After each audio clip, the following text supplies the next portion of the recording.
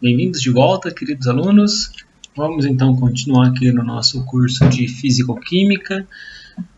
Hoje a gente vai dar uma avaliada na teoria cinética dos gases, tá? Uma forma da gente relembrar algumas coisas e especialmente aqui na ideia principal da aula é, através da teoria cinética dos gases, desenvolver o raciocínio por trás da distribuição de Boltzmann, né, que é fundamental ali para o nosso desenvolvimento dentro da termodinâmica e estatística.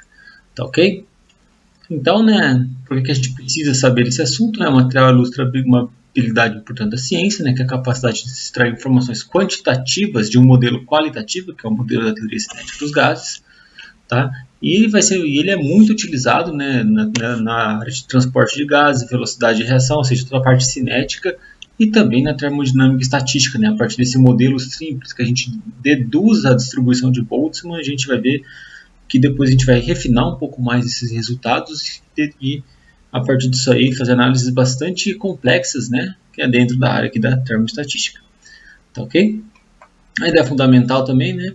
É que um gás consiste de moléculas de tamanho desprezível em movimento aleatório incessante, obedecendo às leis da mecânica clássica em suas colisões. Então veja que aqui, nessa aula de hoje ainda, estamos pensando em termos de mecânica clássica, né? Quando a gente acessar aqui, entrar na área da termodinâmica estatística, a gente vai começar a usar um pouco mais da mecânica quântica, né? Bem de leve, mas unir essa parte da clássica um pouco mais da quântica, tá ok?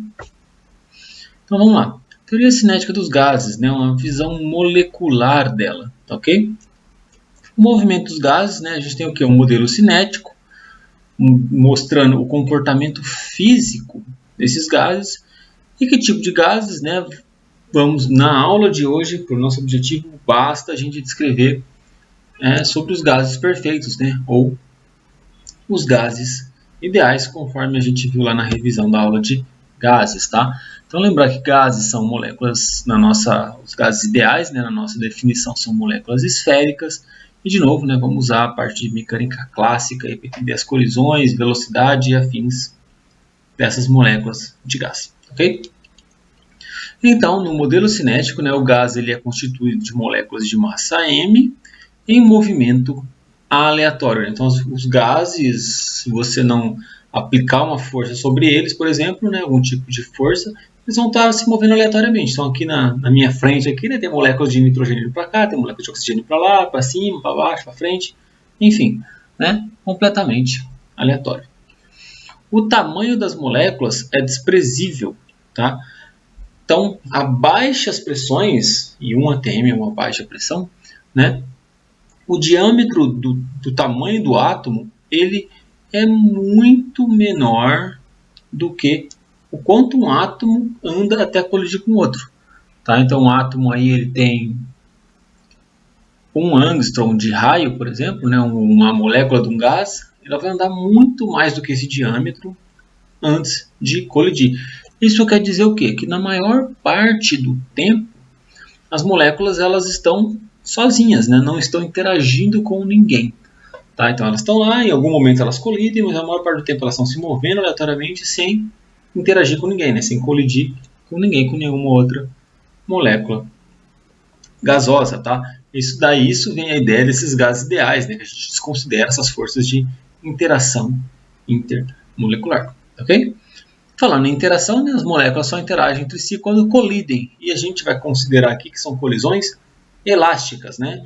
Para facilitar toda a parte matemática, é óbvio. Né? Então, quando uma molécula colide com outra no estado gasoso, dentro aqui da teoria cinética dos gases, a gente vai considerar que não há perda de energia com essas colisões. Nem perda, nem ganho. Né? Uma colisão perfeitamente elástica.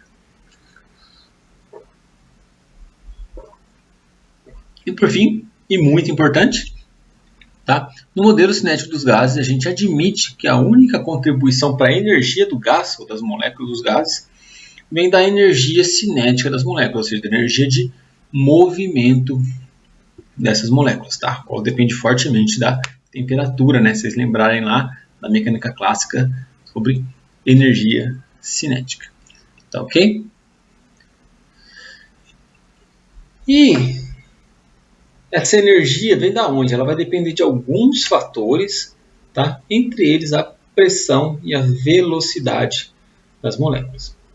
Então, uma definição da teoria cinética dos gases nos diz que o coeficiente, né, da multiplicação entre pressão e volume, ela vai ser igual a 1/3 de nmv².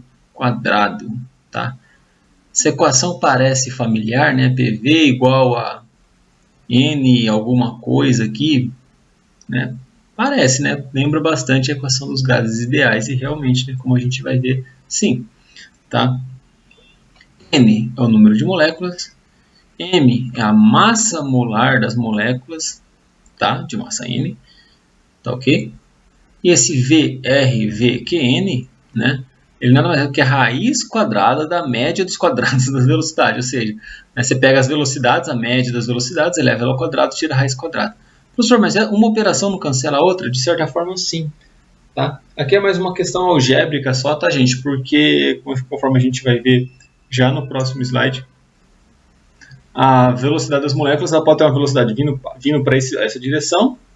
Se a gente considerar a velocidade indo para uma outra direção, ela teria, por exemplo, um sinal negativo, matematicamente falando, em termos de mecânica clássica. Né? Então, ela teria uma velocidade positiva partindo para uma direção e uma velocidade negativa partindo para outra direção. Para tirar esse efeito de velocidade negativa, a gente eleva tudo ao quadrado, então, né? Porque é negativo passa a ser positivo, e depois tira a raiz disso daí. Tá? Então, um ajuste algébrico aqui. Tá ok? Bem, essa parte eu não vou passar muito a questão da definição, tá? Vejam lá no e-book do Atkins, na página 37, para não ficar muito extensa nossa aula também. Mas é exatamente isso, né? A gente vê uma variação do momento linear, lembrando, o momento linear, né, é massa vezes a velocidade naquele eixo, né, na direção que a molécula está andando. No primeiro momento, vamos considerar apenas o eixo x, umas 3 dimensões, para facilitar, tá? Então, a molécula está se movendo, né? Imagina que um vaso, né, onde o gás está contido, a molécula se move, colide com esse vaso, muda a sua direção, tá? Lembrando que essa colisão é 100% elástica, né, 100% elástica. Note que aqui muda o módulo, né, para negativo, né, da velocidade naquele eixo x. Por isso a gente faz aquela operação de elevar ao quadrado, tirar a raiz, tá ok? A velocidade da variação do momento, né, o momento aqui, massa vezes velocidade, no intervalo de ΔT, ou seja, no intervalo de tempo, né, quanto que varia esse momento, vai mostrar mais ou menos quanto que essa molécula está colidindo, né, porque veja que o momento varia, né, de sinal quando ela colide, né, e essa variação em função do tempo vai mostrar quantas vezes ela está colidindo em função do tempo, né, vai acabar nos dando essa ideia de pressão depois ali, tá, vai ser dado por essa equação aqui. Tá? Onde A é a área que a molécula tem para colidir. E velocidade, veja que a gente está colocando só velocidade na relação do eixo x. Tá? Isso aqui é igual a uma variação de força, né? Dada lá pela segunda lei de Newton, né? A velocidade da variação de um momento. Né? Então, vai ser uma força. Quando a gente trata de gás, que tipo de força a gente está pensando, né? Uma pressão, que é uma força sobre a área. Note que, então, eu jogo essa área para cá, fica essa força sobre a área, que é igual a pressão. Chego aqui nesta equação aqui, tá? Considerando as 3 dimensões, tá ok? A gente rearranja, né? E saímos com esse 1/3 que está aqui na nossa equação, tá ok? Então, é um resultado empírico, é um resultado teórico, tá? Ele foi desenvolvido teoricamente e depois se comprovou muito próximo da realidade, né? Então a gente vê lá a equação PV igual a nRT, ela é muito parecida com essa aqui.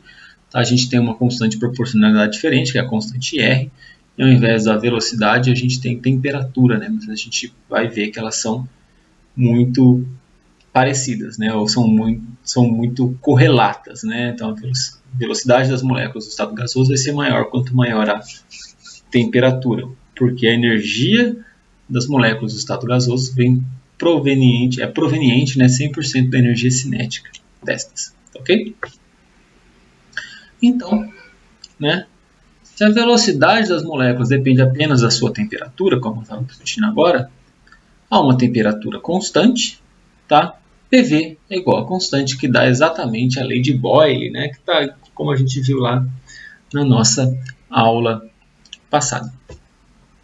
Bem, se um gás é um gás perfeito, né? PV igual a nRT, a gente então iguala essas duas equações aqui, rearranjamos, chegamos a um resultado ainda teórico, tá?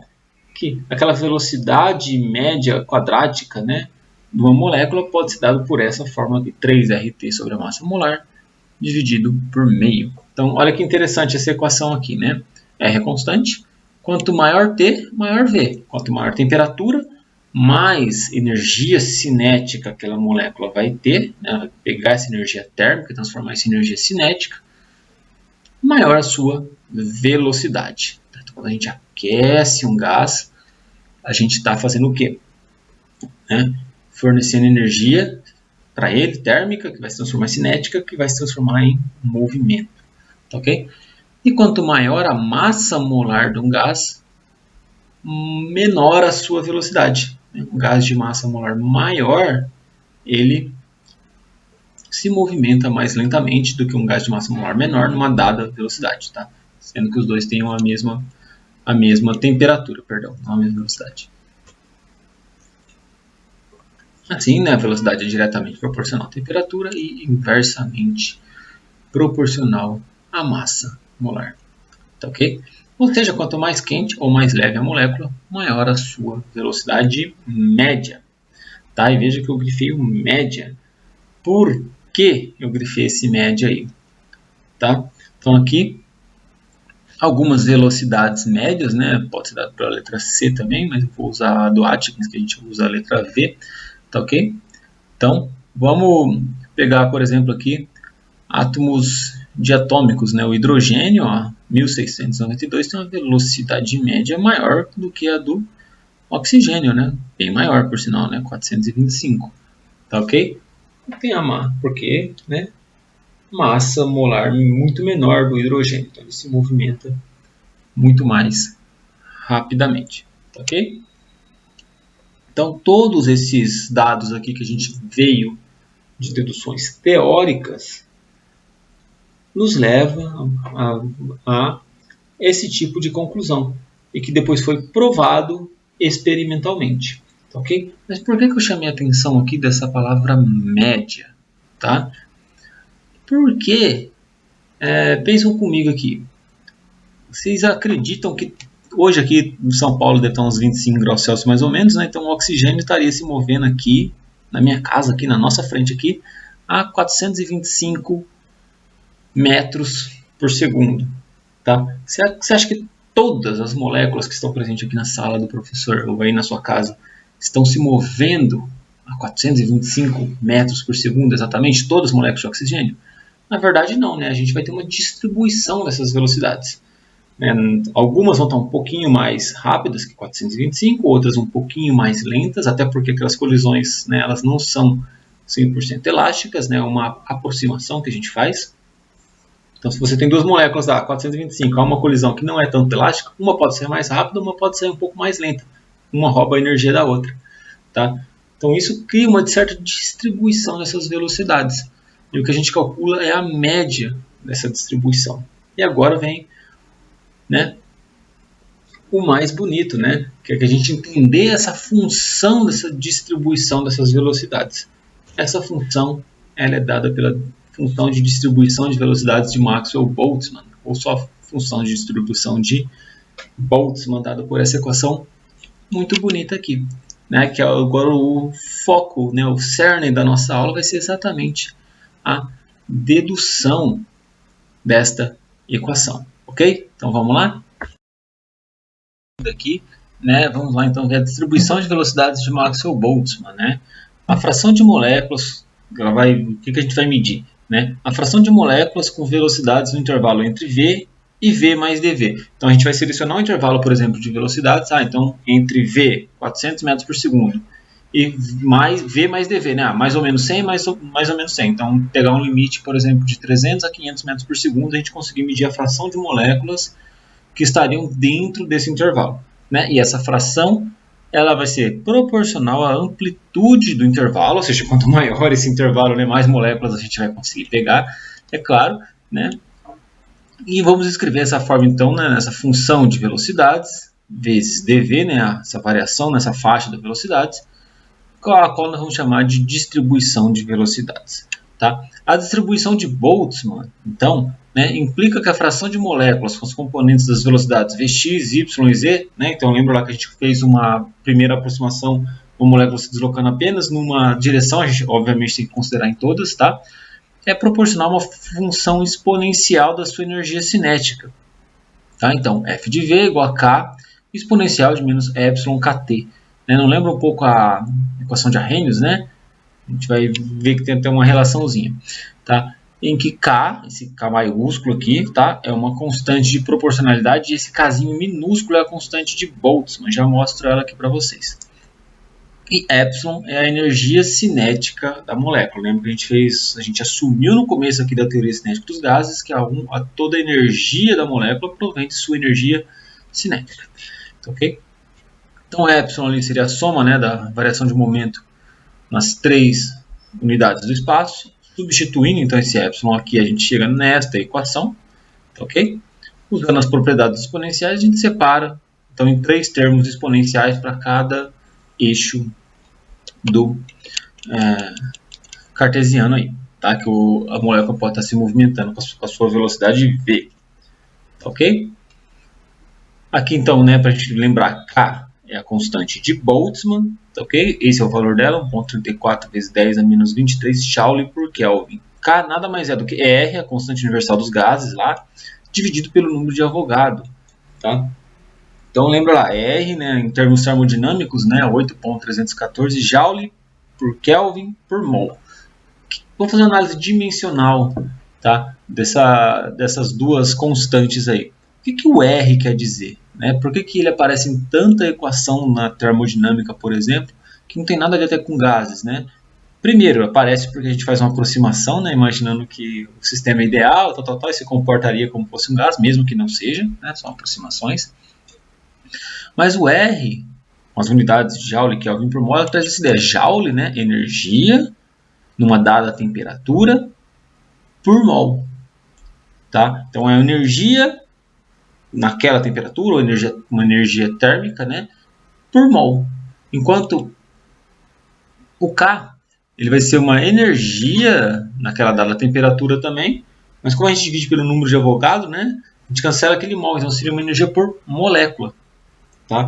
Então, basicamente, essa é a diferença. Quando a gente usa R, a gente está falando de uma certa energia por mol, e quando a gente usa a constante de Boltzmann, energia por molécula. Né? Conforme a gente vai avançar na termodinâmica estatística, vamos ver que é importante a gente entender, né, a energia de cada molécula para fazer a distribuição de energias dela ou a distribuição de velocidades.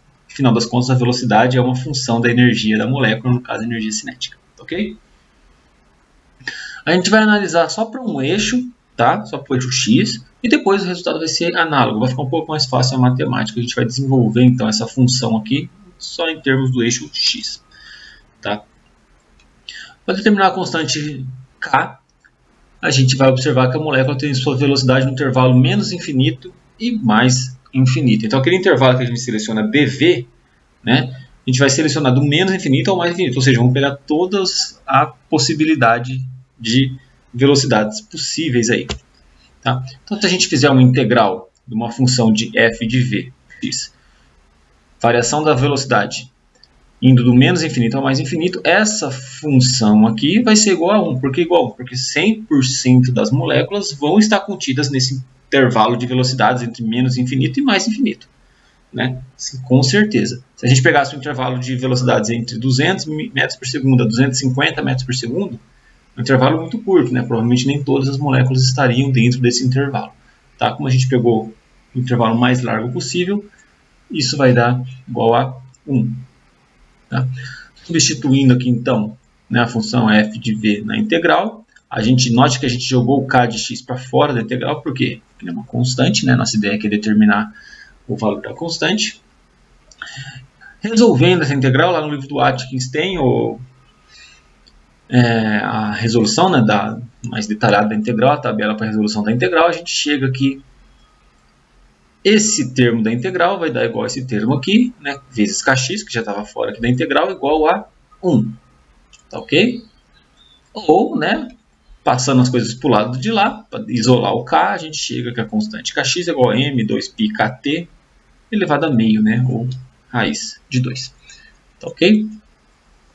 Chegamos até agora nessas duas funções aqui.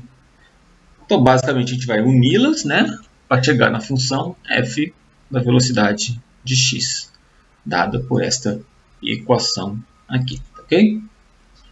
As três dimensões, a gente vai chamar, em vez de v de x, apenas de v, tá? Conforme a gente vê aqui, né, que esse v seria a soma das três dimensões. E note que, né, é a soma de três termos desse m 2π kt. Então, 1 meio mais 1 meio mais 1 meio igual a 3 meios, por isso eu destaquei em vermelho aqui. Então a gente chega nessa equação muito parecida já com aquela que eu mostrei lá no outro slide lá, né? Bem, e como a gente vai desenvolver essa equação? Tá? Então, isso aqui eu coloquei um pequeno texto aqui, leiam lá no Atkins, porque ele explica um pouquinho melhor, tá? A gente tem que fazer uma certa abstração para entender isso aqui. Porque ele relaciona velocidade com eixos cartesianos e posição espacial. Tá? Ele faz uma relação para mostrar a ideia do desenvolvimento aqui do problema. Tá? Mas a grande ideia aqui é o quê? Você vai ter lá uma partícula com uma certa velocidade v, que pode se deslocar nos três eixos, tá? Dentro de uma casca. Então você imagina que ela está dentro de essa partícula com velocidade v, né? Está dentro de uma casca na qual ela pode se movimentar com uma certa velocidade, uma casca esférica, tá? Essa é a ideia. Então ela vai se movimentar com uma certa velocidade a depender dessa esfera, aí a depender dessa espessura dessa esfera, que é o quanto ela pode se deslocar com essa certa velocidade. Tá ok? E a grande ideia aqui da distribuição de Boltzmann é calcular a probabilidade. A probabilidade é a palavra-chave para a gente entender a distribuição de Boltzmann. Tanto aqui na teoria cinética dos gases, mas especialmente lá na termodinâmica estatística. Né? Estatística vem dessa palavra probabilidade. Tá ok? Então, para calcular a probabilidade de uma molécula ter a velocidade com seu módulo no intervalo entre v e v mais dv, tá? Calculamos a probabilidade total de que a molécula tenha o vetor velocidade com a ponta sobre a superfície de uma casca esférica de raio v. Veja que não é raio R, é raio v. Ele simula unidades cartesianas para falar de velocidade, tá? Não de posição espacial. Um pouquinho complicado, tá, gente? Um pouquinho abstrato isso aqui mesmo. Tá? Isso é feito somando-se as probabilidades de que ela esteja em um elemento do volume dv, x, y e z a uma origem de v de distância. Então é basicamente o seguinte, né? Ele está imaginando aqui em três dimensões, por isso essa esfera. Vamos imaginar aquele gráfico de distribuição, né? Parecendo um sino, que ali a gente está vendo uma coisa mais bidimensional. A gente vai calcular a probabilidade de a molécula estar num certo intervalo de velocidades. Então, falamos do oxigênio lá, né? 425 metros por segundo, a velocidade média dele. Qual que é a probabilidade desse oxigênio estar no intervalo de velocidades entre 420 e 430 metros por segundo? A gente vai ter uma probabilidade de encontrar uma molécula, né? A gente pega uma amostra grande, né? Por exemplo, aqui a minha sala, vai ter bilhões de moléculas de oxigênio. Qual que é a probabilidade de eu encontrar moléculas que estejam dentro desse intervalo de velocidades, entre 420 e 430? Vai ser uma certa probabilidade. Tá ok? Então, o raio dessa esfera aqui, que a gente está inventando, né? Esse raio dessa esfera V, vai ser um pouco menor. Por quê? Porque o meu intervalo é muito estreito. Como a gente já discutiu um pouquinho que, na verdade, a gente tem uma distribuição de velocidades, né? Nem todas vão estar com 425, a gente vai ter algumas com mais, algumas com menos.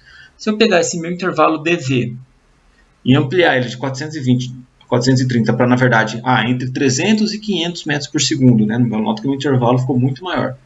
A probabilidade de eu achar uma molécula com velocidade, uma molécula de oxigênio aqui, no meu espaço aqui, que tenha uma velocidade entre 300 e 500 vai ser maior ou menor do que aquela que tinha uma variação de velocidade entre 420 e 430?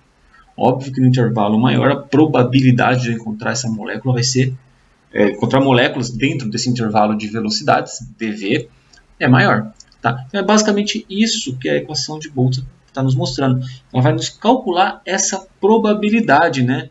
Escrevendo então como uma função da velocidade, dV, que é esse intervalo de variação das velocidades que a gente pode atribuir qual é. Tá, ok? Então, a gente pode escrever a equação dessa seguinte forma, né? Sendo isso aqui a probabilidade da molécula ter uma dada velocidade, encontrar moléculas naquela faixa de velocidades, e 4πv ao quadrado dv é o volume no espaço de velocidades, né? Então seria essa área desse espaço, né, que a gente está imaginando aqui, né, que seria esse espaço, na verdade é uma representação cartesiana do que seria o intervalo de velocidades, né, vezes essa espessura dv, que é exatamente esse intervalo, tá, gente? Um pouquinho abstrato, a gente tem que absorver. Qualquer coisa, coloquem dúvidas lá no material extra, leiam no Atkins umas 2 vezes para a gente pegar essa abstração, ok? Bem, aqui está a nossa equação, a gente cancela esses dvs. A gente pode lembrar que a constante de Boltzmann está relacionada com a constante dos gases, né? Então, fazendo essa conversão aqui, a gente chega naquela mesma distribuição que eu mostrei lá atrás, tá? Na qual a gente tem a constante de distribuição de Boltzmann em termos de R e da massa molar da nossa molécula, tá ok? Podia continuar com essa aqui, com massa e a constante de Boltzmann, sem problemas também, mas é mais interessante a gente tratar aqui com massa molar para discutir. Para diferentes gases, né? O que vai diferenciar dentro dessa equação aqui, o que diferencia o gás oxigênio do gás hidrogênio? Apenas a massa molar deles, se ambos estão na mesma temperatura, tá?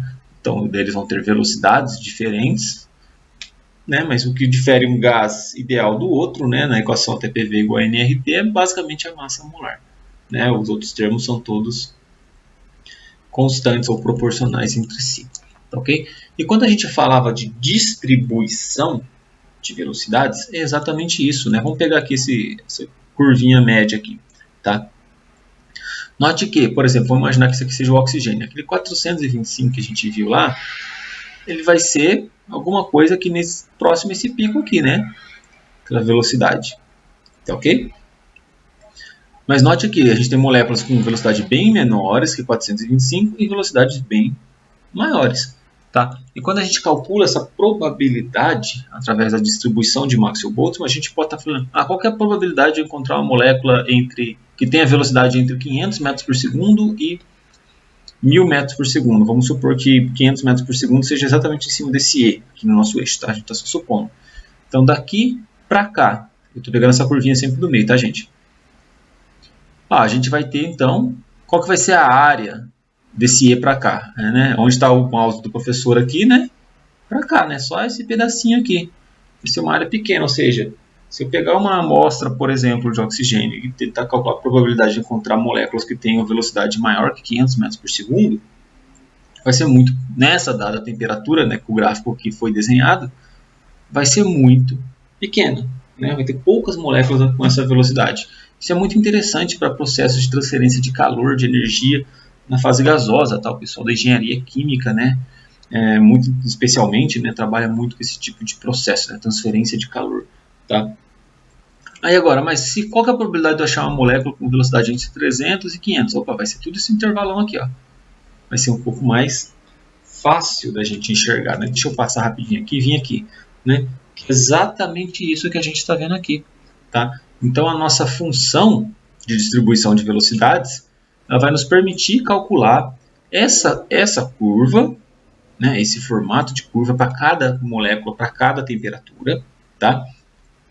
E permitir determinar a quantidade de moléculas que a gente tem num dado intervalo de temperaturas, tá, ok? E o legal da distribuição de Boltzmann é que o mesmo que a gente está assumindo aqui agora para velocidade de molécula gasosa, a gente vai usar os mesmos conceitos para energia, tá? Distribuição de energia. Então, a distribuição, por quê? A velocidade, né, nada mais é que uma função da energia cinética de uma molécula gasosa.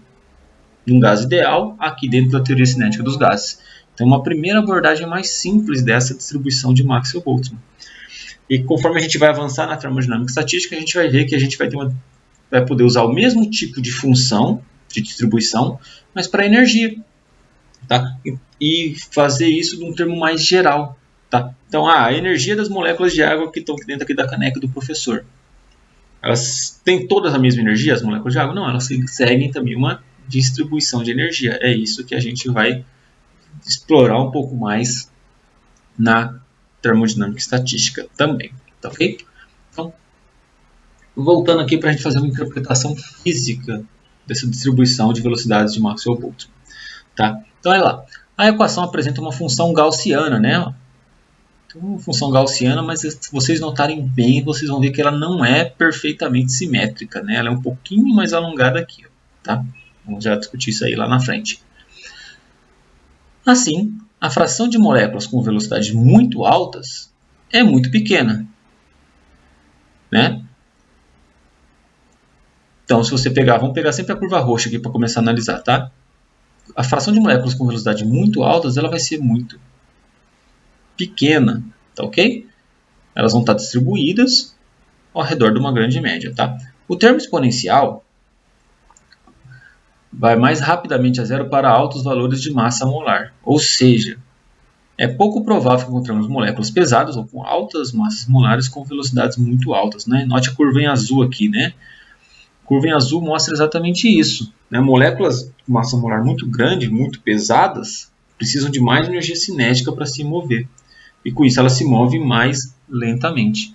Né? Então, uma molécula com massa molar elevada vai ter uma distribuição de velocidades mais estreita e com uma velocidade média menor do que uma molécula com massa molar pequena, na mesma temperatura, comparando as duas. Tá? Quando a temperatura é alta, o termo M2πr, né, que seria esse aqui, é pequeno. Ou seja, uma fração de moléculas apresenta altas velocidades em altas temperaturas do que em baixas temperaturas, né? Uma maior fração, ou seja, quando a gente está aqui, de temperatura baixa, aumenta a temperatura, o que a gente faz quando a gente aumenta a temperatura? A gente está dando energia cinética para as moléculas. Dando energia cinética, a gente está elevando a energia média dessas moléculas, a velocidade média dessas moléculas, então a gente vê um alargamento na distribuição de velocidades e a gente passa a ter moléculas com velocidade média maior, ok? Existe um fator multiplicativo V ao quadrado. Esse termo vai a zero quando V vai a zero. Assim, a fração de moléculas com velocidades muito baixas também é muito pequena. Então, veja que a equação é montada de um jeito que, para V muito pequeno, a gente vai ter uma fração pequena de moléculas, ela sobe, e quando a gente tem V muito grandes, essa fração cai, né? Por isso essa função gaussiana aqui. Ok? Então, fração pequena de moléculas em velocidades muito baixas e fração pequena de moléculas em velocidades muito altas numa dada temperatura. Os demais termos, entre parênteses, o termo 4π, servem simplesmente para garantir que, quando se faz a soma das frações do número de moléculas sobre todo o intervalo de velocidades de 0 a infinito, obtém-se 1. Então, termos que estão aqui para ajuste matemático. Para provar que, se eu escolher todo o intervalo possível, a minha fração de moléculas tem que ser igual a 1, ou igual a 100%. Tá? Porque senão a equação matemática não é válida, né? Se eu escolher o intervalo completo possível e ele não abranger todas as moléculas possíveis, tem alguma coisa errada. Tá? Então, essa é a interpretação da equação de Boltzmann, tá? Que a gente vai usar tanto para velocidades aqui, especialmente para energia lá. A gente tem uma distribuição, moléculas com muita energia ou com pouca energia, a gente tem uma fração pequena. Essa distribuição normalmente está ao redor de um valor médio, sendo que quando a gente aumenta a temperatura, a gente dá mais energia e aumenta a distribuição. Tá ok? Só uma questão aqui, né, que pode surgir. Por que o pico aqui é mais alto do que aqui, por exemplo? Tá? É importante a gente notar que a área embaixo dessa curva, né, ou seja, a integral dessa função aqui, representa 100% das moléculas. Quando a gente alarga essa distribuição, porque a gente está aumentando a velocidade média, tá? a gente vai abaixar, porque a área embaixo aqui desta curva, nesse amarelo esquisito aqui, vai ser exatamente igual à área embaixo dessa curva em azul, tá ok? Então, por isso aqui ela se alarga e abaixa, né? Mas a área, né, que representa o número total de moléculas, são iguais em todas as três curvas aqui, tá ok?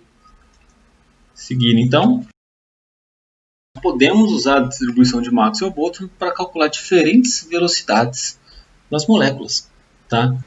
Então, por exemplo, aqui pegar a distribuição de Maxwell-Boltzmann, né, a função, note que ela não é 100% simétrica, tá? A gente pode calcular diferentes velocidades, tá? A velocidade nesse pico máximo aqui, ela não é a velocidade média, né? Note que ela não é simétrica, tá? A gente tem um alargamentozinho para cá, tá?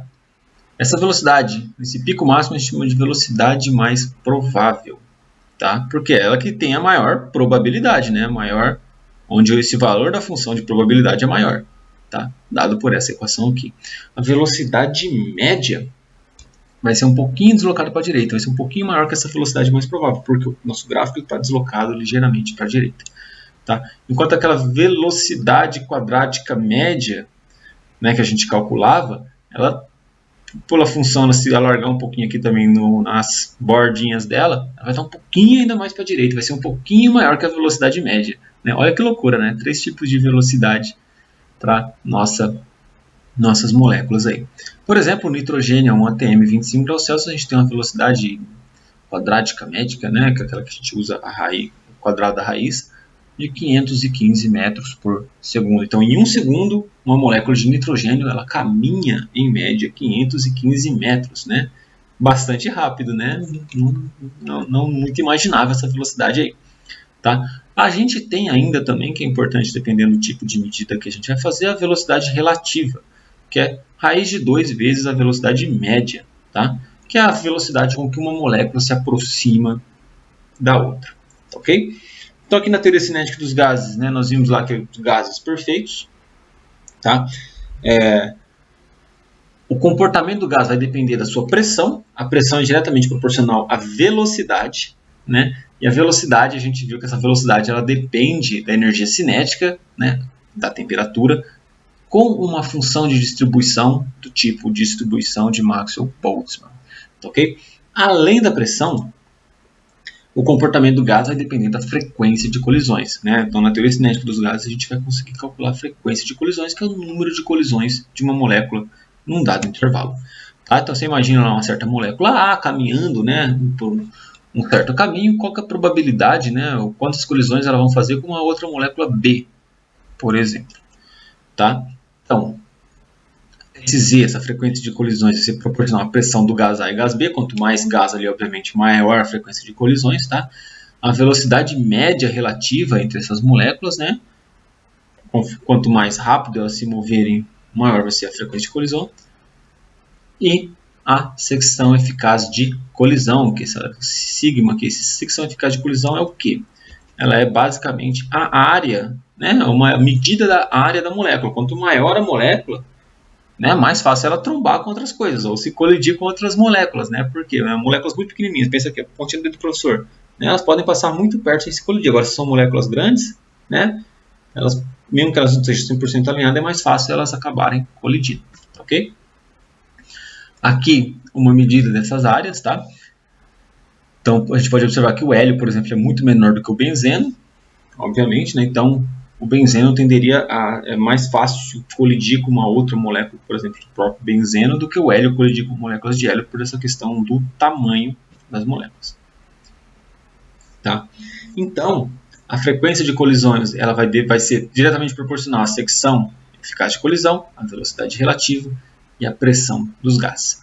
Tá? Eu passei bem rapidinho, gente. Vejam a justificativa lá no Áticos para nossa aula não ficar muito extensa e muito maçante, né? Ainda mais na matemática, né?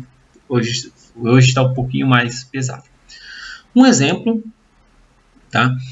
O nitrogênio é um ATM a 25 graus Celsius, tem uma frequência de colisão de 4,1 vezes 10 a 9 segundos a menos 1. Ou seja, uma molécula de oxigênio que se desloca lá a 425 metros por segundo de velocidade média, velocidade relativa, velocidade quadrática média, né? Confunde mesmo, gente. Vai colidir aí cerca de 4 vezes 10 a 9, acho que é 400 bilhões de vezes, 4 bilhões de vezes por segundo. Colide pra caramba, tá? Então ela está andando e mesmo numa pressão muito baixa, que é a pressão atmosférica, essas moléculas estão colidindo muito uma com as outras, tá ok? Nossa, professor, mas a ideia do gás ideal não era que a molécula ela não interagia muito com seus pares, né, com outras moléculas iguais ou com outras moléculas do estado gasoso também? E a gente vai ver que essa ideia, mesmo que tenha esse número absurdo de colisões nessa unidade de tempo, a ideia do gás ideal ela é válida dentro da teoria cinética dos gases, né? Porque o comportamento do gás depende da pressão, que é proporcional à velocidade e energia cinética da molécula, né? Dado lá a distribuição de Boltzmann, que é o cerne da nossa aula, aqui, entender essa distribuição de Boltzmann. Então, o comportamento do gás depende da pressão, da frequência de colisões e do que nós vamos chamar de livre percurso médio. Antes disso, tá? A gente pode mostrar, né, que a uma velocidade constante a frequência de colisão aumenta quando a temperatura do gás se eleva, né? Porque as moléculas ficam mais rápidas. Então imagina que uma molécula, vamos imaginar que essas duas moléculas elas só fazem esse movimento. Se elas estão numa temperatura mais baixa, né, a velocidade de deslocamento delas é baixa, então elas vão colidir com uma certa frequência. Se eu aumento a temperatura, a velocidade delas aumenta. Elas vão colidir mais, tá? Já a uma temperatura constante, a frequência de colisões é proporcional à pressão, né? Quanto mais moléculas, né, você tem menos espaço para andar, então você vai andar menos, né, até trombar de novo com uma outra molécula. Enfim, porque maior será a densidade numérica de moléculas do gás e maior será a frequência com que as moléculas de gás se colidem. Então, além da frequência de colisões e da pressão, a gente tem também dentro da teoria cinética dos gases o que nós chamamos de livre percurso médio, dada pela letra lambda, que é a distância que, em média, uma molécula percorre entre duas colisões.